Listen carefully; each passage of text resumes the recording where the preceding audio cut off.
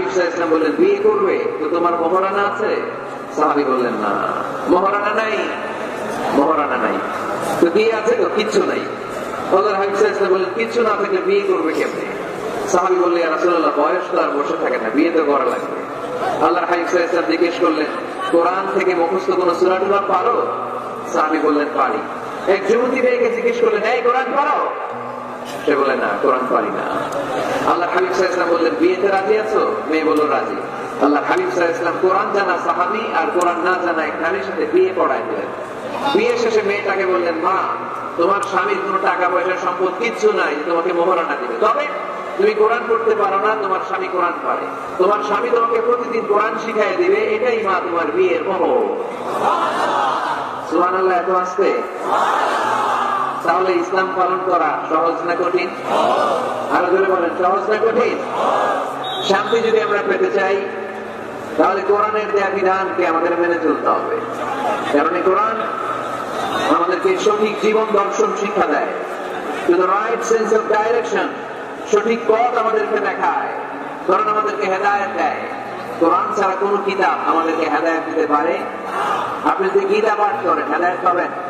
রামায়ণ পড়লে, মহাভারত, বাইবেল পড়লে পাবেন না। একটা কিতাব শুধু হেদায়েত দেয়, আওয়াজ করে বলেন কিতাবটার নাম। এই কিতাব আমাদের জন্য একটা ভার্ডিক্ট জারি করেছে। এই কিতাব বলেছে, তুমি যদি নিজেকে বিশ্বাসী বলে দাবি করো তাহলে সব সময় তোমাকে হালাল উপার্জন করতে হবে, হালাল অবলম্বন করতে হবে, হারামের সাথে মুমিনের কোনো সম্পর্ক নাই। আজকে আমরা হালাল এবং হারাম এই দুটি বিষয়ে কিছু কথা এই প্রোগ্রামে রাখবার চেষ্টা করব, শুনবার চেষ্টা করব, আমলের নিয়তে, ইখলাসের সাথে। আওয়াজ করে পড়েন ইনশাআল্লাহ। তাহলে আপনি যদি বিশ্বাসী করে নিজেকে দাবি করেন, আপনাকে হালাল খেতে হবে, হারাম খাওয়া যাবে? কথা বলেন। আমি প্রশ্ন করবো, আপনার উত্তর দেন তো। সুদ খাওয়া হালাল না হারাম?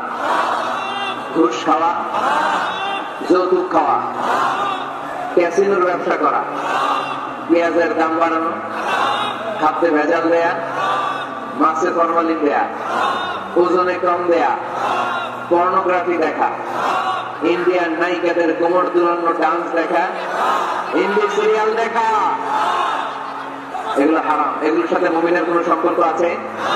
মুমিন কি চাইলেই যে কোনো জিনিস শুনতে পারে? মুমিন চাইলেই তার দু চোখ দিয়ে যে কোনো জিনিস দেখতে পারে? মুমিন কান দিয়ে তাই শোনে যা শুনলে সওয়াব আছে না নাই? মুমিন তার চোখ দিয়ে তাই দেখে যা দেখলে সওয়াব আছে না নাই? যেন কানে শুনি সদা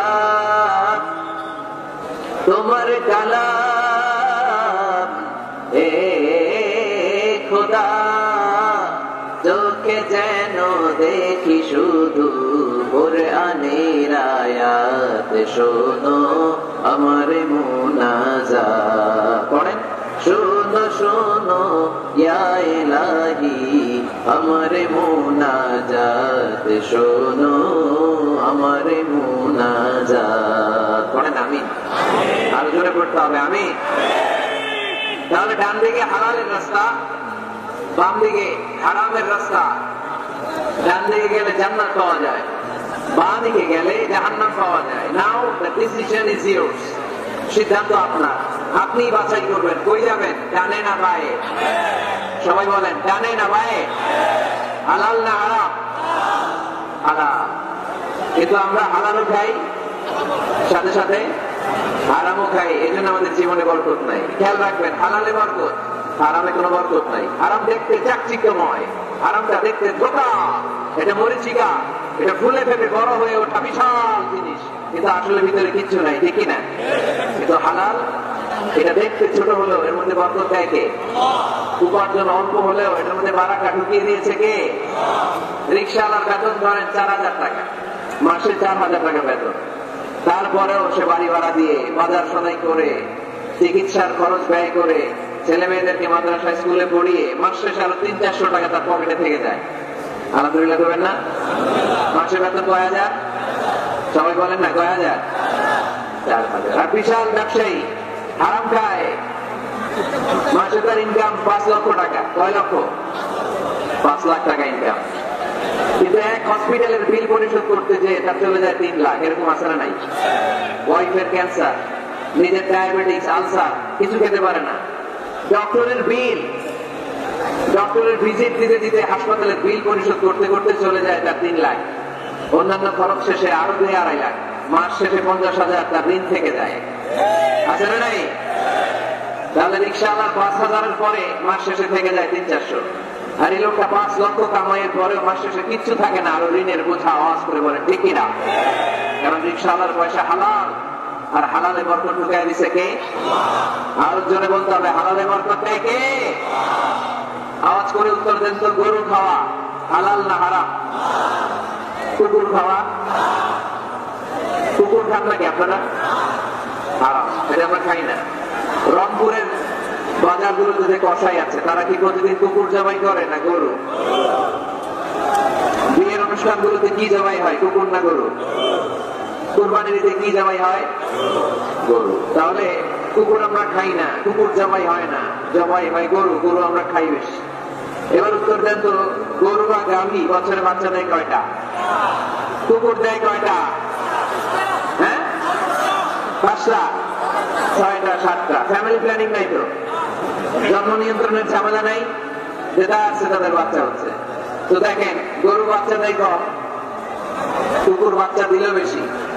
গরু খাই বেশি, কুকুর আবার কেউ খায় না। তারপরেও এই রংপুরের পীরগঞ্জে আওয়াজ করে বলেন তো, গরু বেশি না কুকুর বেশি? কি বেশি? এত খাইলাম, বাচ্চা দিল কম, এরপরে গরু বেশি, কারণ গরু খাওয়া হালাল, আর হালালে বরকত দেয় কে? আজকের এই মাহফিলটা তখনই সার্থক হবে যখন আমরা এই সিদ্ধান্তে আসতে পারবো যে আমরা আমাদের জীবনে কখনো হারাম খাবো না। যুবক ছেলেরা, হারাম খাবা, যৌতুক খাবা। যারা বিয়ে করো নাই তারা বিয়েতে যৌতুক নিবা কে কে? হাত তোলো। ওই যে একটা হাত তুলছে, কত সাহস দেখছেন? যৌতুক খাওয়া যাবে? এখন গলার সাউন্ড কমে গেছে, আরো জোরে খাওয়া যাবে? যাবে না, এটা হারাম, হারাম। যৌতুক খাওয়া, কুকুরের পেশাব খাওয়া যত খারাপ, যৌতুক খাওয়া তার চাইতেও বেশি খারাপ, ঠিক না? কারণ কুকুরের পেশাব খেলে শুধু হারাম খাওয়ার গুনাহ হয়, তাই না? আর যৌতুক খেলে 2 গুনাহ, হারাম খাওয়ার গুনাহ আর শ্বশুর বাড়ির উপর জুলুম করার গুনাহ। আওয়াজ করে বলেন ঠিক কিনা? মুমিনের সাথে হারামের কোন সম্পর্ক নাই। আমরা আমাদের জীবনটাকে হালাল দিয়ে সাজাতে চাই। রাজি আছেন তো? সবাই রাজি? যারা এখনো বিয়ে করে নাই হাত তোলো। আওয়াজ করে প্যান্ডেল কাঁপিয়ে আল্লাহর একটা ডাক দাও, বলো আল্লাহ। আরো জোরে, হে আল্লাহ। করলাম আমার বিয়েতে 1 টাকাও যৌতুক খাবো না, তুমি তৌফিক দাও। আমিন, আরো জোরে আমিন। মাশাআল্লাহ। পীরগঞ্জে আর যৌতুক খুঁজে পাওয়া যাবে না। মেয়ের বাবাদেরকে বলি, যৌতুক চাইলে ধরবেন এটা। তুমি কিন্তু হাত তুলে ওয়াদা করছো, যৌতুক খাবো না। যৌতুকের সাথে আমাদের কোন সম্পর্ক? যৌতুককে আমরা ছোটবেটা করে সমাজ থেকে বিক্রি করতে চাই, আওয়াজ করে। তাহলে মুমিনদের সম্পর্ক শুধু হালালের সাথে, কিসের সাথে? হারামের সাথে মুমিনের কোন সম্পর্ক। এই জন্য রাব্বুল আলামিন বলেন, ইয়া আইয়ুহান নাসু কুলু মিম্মা ফিল আরদি হালালান তাইয়্যিবা ওয়া লা তাত্তাবিউ খুতুওয়াতিশ শাইতান ইন্নাহু লাকুম আদুউম মুবিন। ও মানুষেরা, শোনো শোনো, খবরদার হারাম খেও না। জমিনে যেটা আমি পবিত্র বানিয়েছি, যেটাকে আমি হালাল বানিয়েছি, ওইটা খাও। হালালে বরকত দিয়েছে কে? আর খবরদার শয়তানের পদাঙ্ক অনুসরণ করো না, শয়তান তোমাদের প্রকাশ্য দুশমন, ঠিক না? হালাল খেতে বলেছেন, যেটা জমিনে পবিত্র এটা আমরা খাবো, যেটা হালাল ওইটা আমরা খাবো। হারামের সাথে আমাদের কোনো সম্পর্ক নাই। এই সিদ্ধান্তে সবাই একমত তো? সবাই একমত? হালাল দিয়ে আমরা আমাদের জীবন চালাতে চাই। রাজি আছেন তো সবাই? তাহলে আসুন হালাল এবং হারামের ব্যাপারে আমরা বিস্তারিত জেনে নিই, যে আমাদের জীবনে কোনটাকে আল্লাহ তাআলা হালাল করেছেন, কোনটাকে হারাম করেছেন, কিভাবে আমি হালাল দিয়ে আমার জীবনকে সাজাবো। কেমন করে হালাল দিয়ে জীবনকে গুছাবো, আর কেমন করে হারাম থেকে আমি বেঁচে থাকবো, এই মূলনীতি, এই প্রিন্সিপালস আমাদের জানার দরকার আছে না নাই? পীরগঞ্জের ভাইয়েরা, আমার রংপুরের প্রিয় ভাইয়েরা, আজকের এই চমৎকার দুপুরে আমরা হালাল এবং হারামের কিছু মূলনীতি জেনে যাব। যে মূলনীতিগুলো আপনি সামনে রাখলে আপনার পুরো জিন্দেগিতে, পুরো জীবনে হালাল হারাম নিয়ে আপনি কখনো আর কোনো কনফিউশনে পড়বেন না। আপনাদের মনোযোগ আছে তো? আসুন আমরা হালাল এবং হারামের মূলনীতিগুলো জেনে নিই। হালাল এবং হারামের প্রথম মূলনীতি হচ্ছে, এই পৃথিবীতে যা আছে সব হালাল। যা আছে সব কি হালাল। মৌলিক ভাবে এভরিথিং ইজ হালাল। যতক্ষণ না কোনো জিনিসের ব্যাপারে হারাম হওয়ার দলিল না পাওয়া যায়, ততক্ষণ পর্যন্ত সব কিছুরে হালাল করেছে কে? আল্লাহ। যখন দলিল পাওয়া যাবে যেটা হারাম, তখন থেকে আমরা ওইটার কাছেও যাব না। তার আগ পর্যন্ত সব হালাল, ঠিক কিনা? বুঝতে পারছেন কথা? আর হালাল প্রমাণ করতে হলে কোনো দলিলের প্রয়োজন হয় না। আমি যদি বলি এটা হালাল, কেউ যদি বলে হুজুর এটা যে হালাল, দলিল কি? দলিল দেওয়া লাগবে না। কিন্তু হারাম বলতে হলে দলিল দিতে হয়। তাও যেন তেন দলিল নয়, অপ্রাপ্ত দলিল। কোরআন এবং সুন্নাহ, কোরআন এবং সুন্নাহর অপ্রাপ্ত দলিল ছাড়া কোন জিনিসকে আপনি হারাম ঘোষণা করতে পারবেন না। এই জন্য যারা বারবার হারাম হারাম হারাম হারাম বলে, এদের কাছে যাওয়া যাবে না। যারা আমাদেরকে আলো দেখায়, যারা আমাদেরকে আশা দেখায়, আমরা তাদের কাছে যাব। আল্লাহ হাবিব সাল্লাল্লাহু আলাইহি ওয়াসাল্লাম বলেছেন, বাশশিরু ওয়ালা তুনাফিরু, সুসংবাদ দাও, মানুষকে দিন থেকে ভাগিও না। ইয়াসসিরু ওয়ালা তুআসসিরু, সহজ করে ইসলামকে উপস্থাপন করো, ইসলামকে কঠিন করো না, ঠিক না? আওয়াজ করে বলেন তো, ইসলাম পালন করা, ইসলাম মানা, এটা সহজ না কঠিন? জোরে বলেন, সহজ না কঠিন? ওযু করে নামাজ পড়া ফরজ, তাই না? ওযুর পানি নাই, তায়াম্মুম করে পড়লেও কবুল করবে কে? দাঁড়িয়ে দাঁড়িয়ে নামাজ পড়া ফরজ। কোমরে ব্যথা, দাঁড়াতে পারছি না, বসে করলেও কবুল করবে কে? বিয়েতে মোহরানা দেওয়া কি ফরজ? আওয়াজ করে বলেন, ফরজ। এখন মোহরানা যদি না থাকে, এক সাহাবী বললেন, ইয়া রাসূলুল্লাহ, বিয়ে করবো। আল্লাহর হাবিব সাল্লাল্লাহু আলাইহি ওয়াসাল্লাম বললেন, বিয়ে করবে তো তোমার মোহরানা আছে? সাহাবী বললেন, না, মোহরানা নাই। মোহরানা নাই তো বিয়ে আছে তো? কিচ্ছু নাই। আল্লাহর হাবিব সাল্লাল্লাহু আলাইহি ওয়াসাল্লাম বললেন, কিচ্ছু না থাকলে বিয়ে করবে কেমনে? সাহাবী বললেন, ইয়া রাসূলুল্লাহ, বয়স তো আর বসে থাকে না, বিয়ে তো করা লাগবে। আল্লাহর হাবিব সাল্লাল্লাহু আলাইহি ওয়াসাল্লাম জিজ্ঞেস করলেন, কোরআন থেকে মুখস্থ কোন সূরা টুরা পারো? সাহাবী বললেন, পারি। এক যুবতী মেয়েকে জিজ্ঞেস করলেন, এই কোরআন পারো? সে বলে, না, কোরআন পারি না। আল্লাহর হাবিব সাল্লাল্লাহু আলাইহি ওয়াসাল্লাম বললেন, বিয়েতে রাজি আছো? মেয়ে বলল, রাজি। আল্লাহর হাবিব সাল্লাল্লাহু আলাইহি ওয়াসাল্লাম কোরআন জানা সাহাবী আর কোরআন না জানা এক নারীর সাথে বিয়ে পড়ায় দিলেন। বিয়ে শেষে মেয়েটাকে বললেন, মা, তোমার স্বামীর কোনো টাকা পয়সা সম্পদ কিচ্ছু নাই যে তোমাকে মোহরানা দিবে, তবে তুমি কোরআন পড়তে পারো না, তোমার স্বামী কোরআন পারে, তোমার স্বামী তোমাকে প্রতিদিন কোরআন শিখাই দিবে, এটাই মা তোমার বিয়ের মোহর। সুবহানাল্লাহ, এত আসতে। তাহলে ইসলাম পালন করা সহজ না কঠিন? আরো জোরে বলেন, সহজ না কঠিন? তাহলে বোঝা গেল ইসলাম পালন সহজ। ইসলামে সবকিছু হালাল, যতক্ষণ না হারামের ব্যাপারে কোনো দলিল খুঁজে পাওয়া না যায়। এই জন্য যারা বারবার হারাম হারাম বলে, এদের কাছে যাওয়া যাবে না। যারা আশা দেখায়, যারা জান্নাতের পথ দেখায়, যারা সুসংবাদ দেয়, তারাই ইসলামের সঠিক ধারক এবং সঠিক বাহক। চিল্লায় বলতে হবে, ঠিক না? একজন লোক আছে সবকিছুর বলে হারাম। আপনারা শুনলে অবাক হবেন, একটা সময়ে এই বাংলাদেশে কিছু আলেম সমাজ বলতো ইংরেজি শিক্ষা হারাম, ইংরেজি পড়া হারাম, বলতো না? বলতো। সময়ের বিবর্তনে, কালের আবর্তনে এরাই এখন ইংরেজি শিখে, আছে না নাই?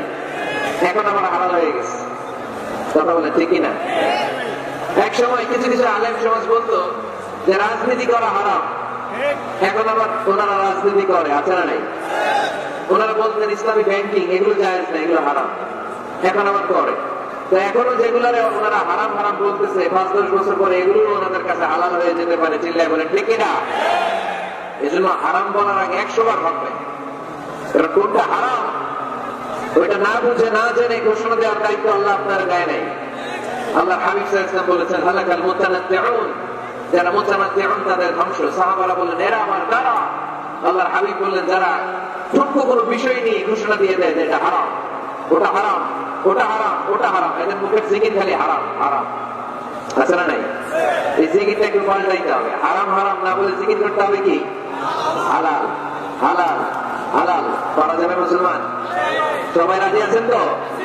এই জন্য রব্বুল আলামিন বলেন, قل من حرم زينة الله التي أخرج لعباده والطيبات من الرزق তাহলে তো বড় স্পর্ধা, তাহলে তো বড় সাহস যারা আল্লাহর দেয়া হালাল বিষয়গুলোকে হারাম বলে ঘোষণা দেয়, আল্লাহর দেয়া হালাল নিয়ামতগুলোকে হারাম বলে ঘোষণা দেয়, আল্লাহর ঘোষণা করা হালাল সাজসজ্জাগুলোকে হারাম বলে ঘোষণা দেয়। কার এত সাহস? ধমক দিয়েছেন আল্লাহ, লানত দিয়েছেন এদের উপর।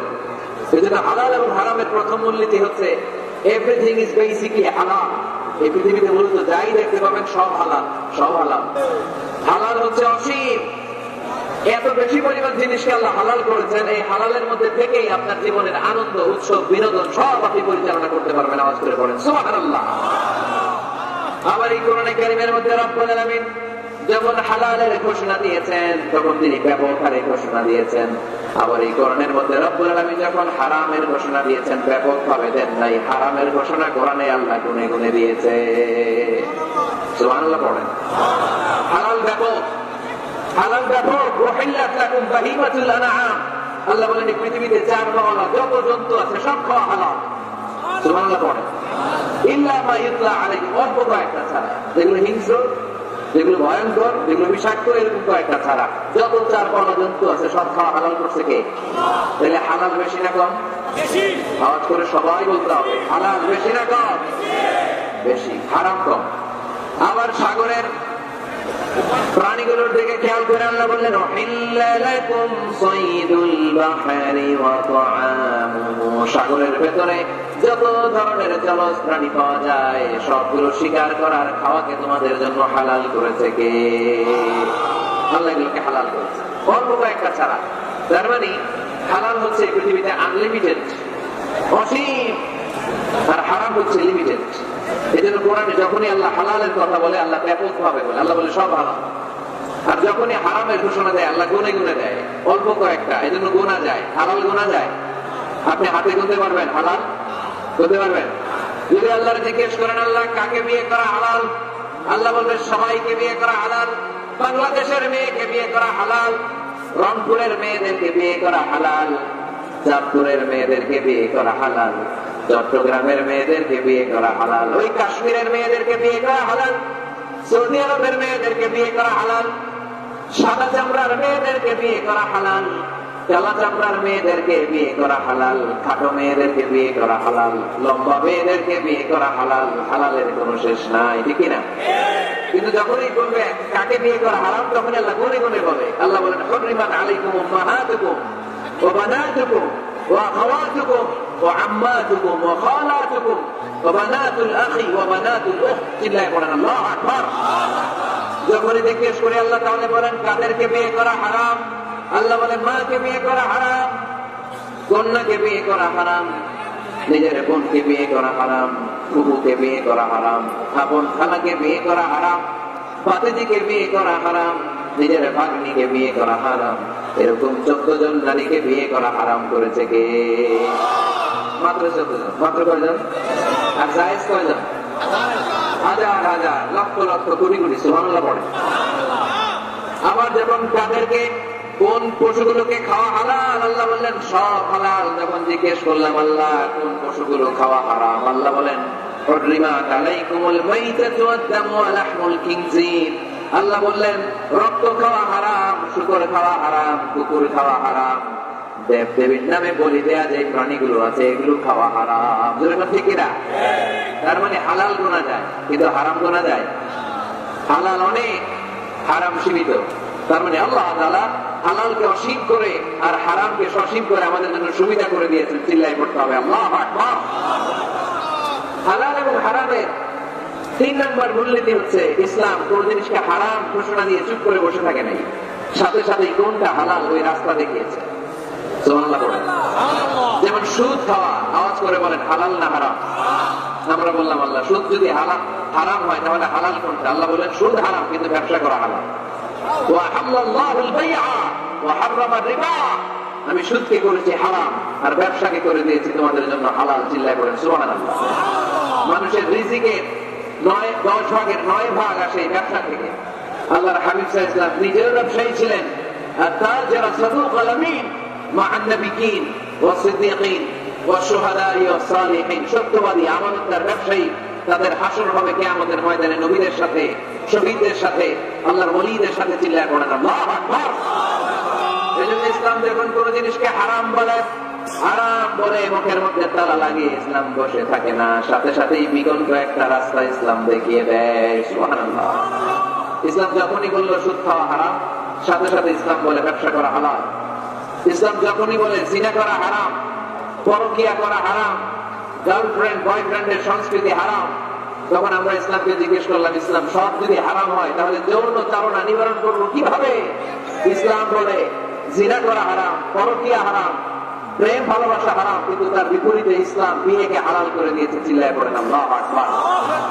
তার মানে শুধু হারাম বলে ইসলাম বসে থাকে না। অনেক আলেম ওলামা দেখবেন, আমি কারো নাম দিচ্ছি না, ইন জেনারেলি আমি বলছি, আই ডোন্ট স্পেসিফাই এনিমোর, আমি স্পেসিফাই করছি না। অনেকে দেখবেন বলে এটা হারাম, ওইটা হারাম, হারাম তো হুজুর হালাল কোনটা ওইটা বলে, ওইটা বলতে পারে না, অল্টারনেটিভ কোন জিনিস সাজেস্ট করতে পারে না।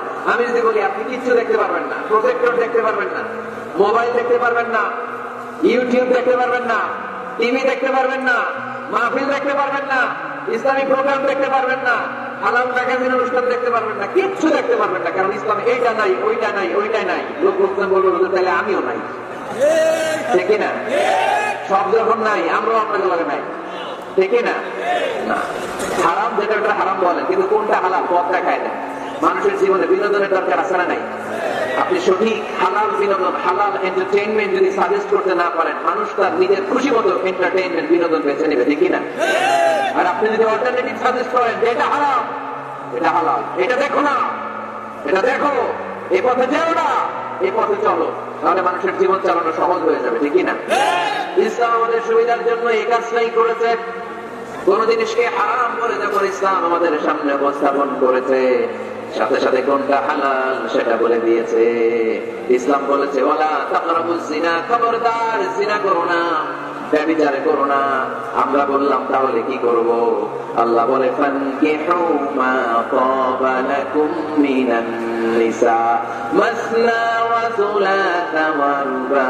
আল্লাহ বললেন জিনা করো না, ব্যভিচার করো না, 2 2 3 3 4 4 করে যতগুলো মনে চাই বিয়ে করতে পারো। সুবহানাল্লাহ পড়ে। আল্লাহর হাবিব সাল্লাল্লাহু আলাইহি ওয়াসাল্লাম বিয়ে করেছেন অনেকগুলো, একাধিক বিয়ে করেছেন। যদি আমাদের সমাজে এই কালচারটা গড়ে ওঠে নাই, আমরা বিয়ে করলে একটাই করি, ঠিক না? এই স্ত্রী যদি কোনো কারণে ইন্তেকাল করে ফেলে, যদি ছেড়ে চলে যায়, তখন আরেকটা বিয়ের সুযোগ হয়, তাই না? কিন্তু আরব দেশ সহ পৃথিবীর অনেক দেশে একাধিক বিয়ে, এটা খুবই স্থির করে। আল্লাহর হাবিব সাল্লাল্লাহু আলাইহি ওয়াসাল্লাম 11টা বিয়ে করেছেন। রংপুরের ভাইয়েরা কয়টা? সবাই বলেন, আওয়াজ করে বলেন কয়টা? স্ত্রী ছিল 11, দাসী ছিল 2টা। স্ত্রীদের সাথে আল্লাহর হাবিব সাল্লাল্লাহু আলাইহি ওয়াসাল্লাম হালাল বিনোদনে অংশগ্রহণ করতেন।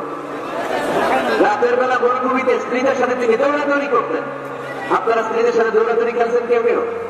কে কে খেলছেন দেখি? মাশাআল্লাহ, আছে তো আল্লাহর ওলি কয়েকটা। আপনারা খেলছেন?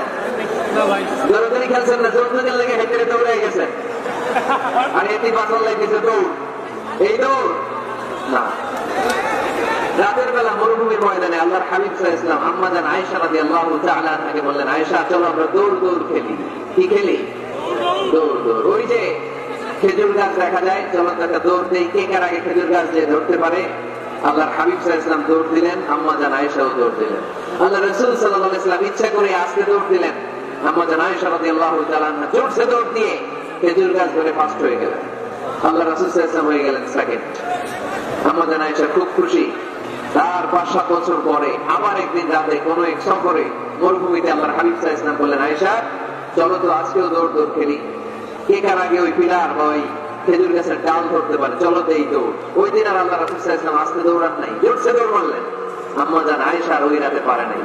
আল্লাহ রাসূল সাল্লাল্লাহু আলাইহি ওয়াসাল্লাম নিজে যে খেজুর গাছ ধরে ফার্স্ট হয়ে গেলেন। সুবহানাল্লাহ পড়ে।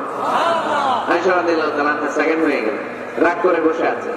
আল্লাহর হাবিব সাল্লাল্লাহু আলাইহি ওয়াসাল্লাম আম্মা জান আয়েশা রাদিয়াল্লাহু তাআলার কাছে যেয়ে বললেন, ইয়া আয়েশা হাযিহি বিতিলকা সাবকা, ওই যে 7 বছর আগে এক রাতে তুমি আমারে হারাইয়া দিছিলে, আজকে তোমারে হারাইয়া ওটার প্রতিশোধ নিয়ে নিলাম। সুবহানাল্লাহ পড়তে পারলেন না? কি ভালোবাসা ছিল আল্লাহ রাসূল সাল্লাল্লাহু আলাইহি ওয়াসাল্লামের সাথে আল্লাহ রাসূল সাল্লাল্লাহু আলাইহি ওয়াসাল্লামের স্ত্রীদের। আম্মা জান আয়েশা রাদিয়াল্লাহু তাআলাকে আল্লাহ রাসূল সাল্লাল্লাহু আলাইহি ওয়াসাল্লাম এত ভালোবাসলেন, পেয়ালার যে জায়গায় ঠোঁট লাগিয়ে চুমুক দিয়ে আম্মা জান আয়েশা দুধ খেতেন, ঠিক ওই জায়গায় খুঁজে খুঁজে ঠোঁট লাগিয়ে বিশ্বনবীও দুধ খেতেন। ওটের হাড্ডি চষে আম্মাজান আয়েশা রেখে দিলে আম্মাজান আয়েশার চোষা রেখে দেওয়া হাড্ডিটা নিয়ে বিশ্বনবী চষতে আরম্ভ করতেন। এক বালতি থেকে দুইজনে পানি নিয়ে গোসল করতেন।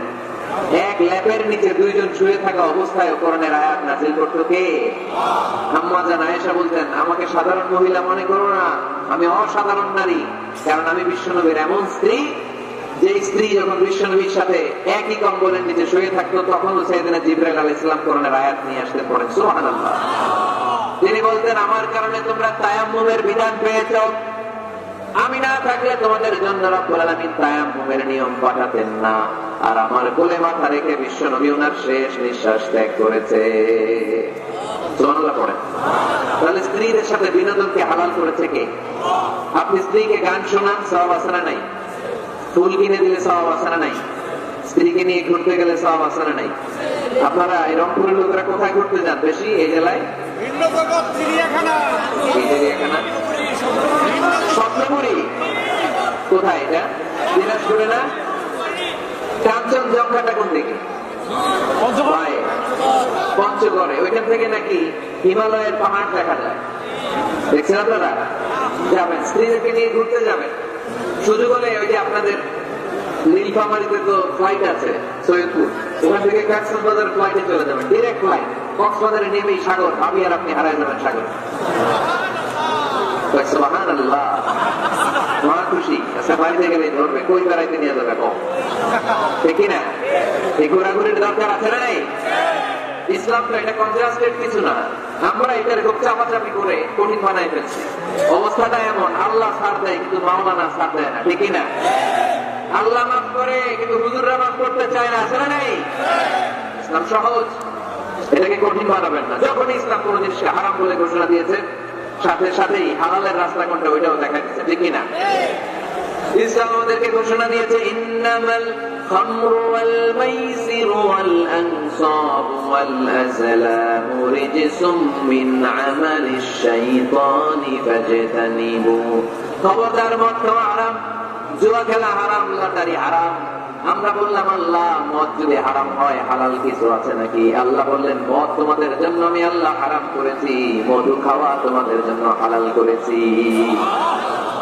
সাইবেরিয়ান যে এলাকাগুলো, স্ক্যান্ডিনেভিয়ান কান্ট্রিজ, নরওয়ে সহ আশেপাশের দেশগুলোতে প্রচন্ড শীত, এরা মদ না খেলে বেঁচে থাকতেই পারে না, কারণ মদ খেলে শরীর গরম হয়। আল্লাহ বলে, মদকে আমি হারাম করেছি, কিন্তু মদের চেয়েও বেশি গরম করে শরীর মধু। মদ হারাম কিন্তু মধুকে করেছে হালাল, মধু খাওয়ার শরীর এমনি গরম হয়ে যাবে। চিল্লায় পড়ে সুবহানাল্লাহ। তাহলে যেখানেই হারাম তার পাশাপাশি হালালের একটা সুন্দর রাস্তা আছে না নাই?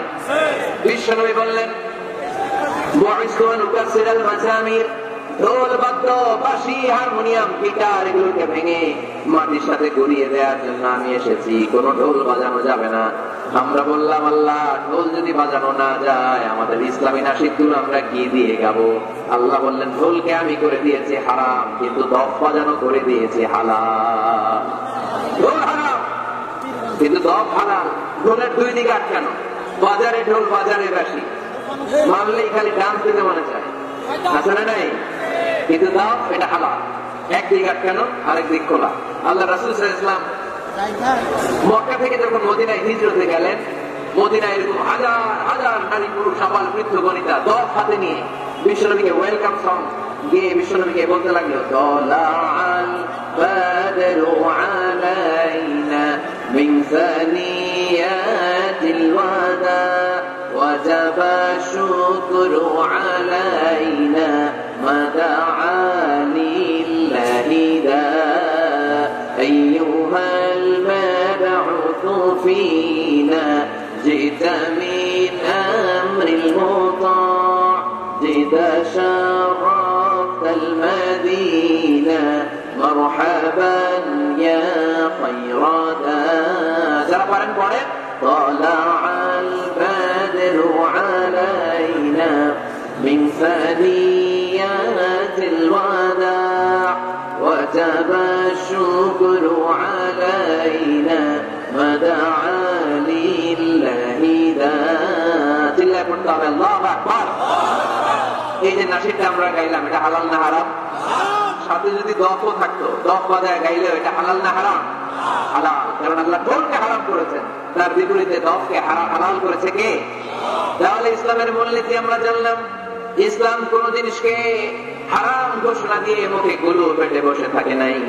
আমাদের সমাজের জন্য কোনটা হালাল ওই রাস্তাও দেখিয়েছে। সুবহানাল্লাহ পড়ে।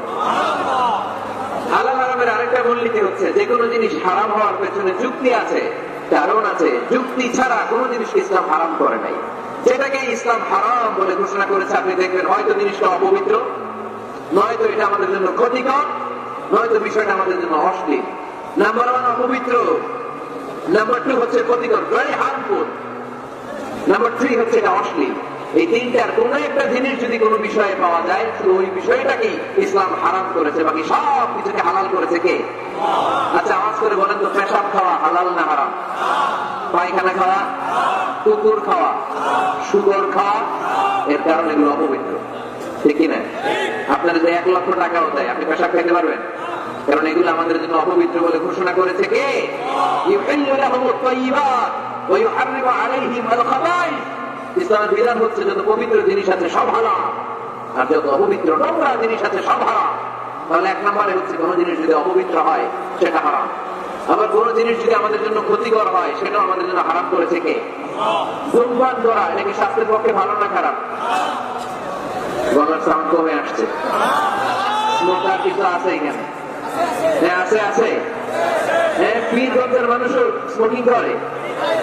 পীরগঞ্জ মানে এখানে সব পীর আর ওলিয়া উলিয়া থাকে। হ্যাঁ, এখানে গুলি খান আপনারা। এই সিগারেট পৃথিবীতে একমাত্র খাবার, যে খাবারটা টয়লেটে বসেও খাওয়া যায়, ঠিক কিনা? আচ্ছা, সিগারেট বা বিড়ি ছাড়া আর কোন জিনিস কেউ টয়লেটে বসে খাইতে দেখছেন?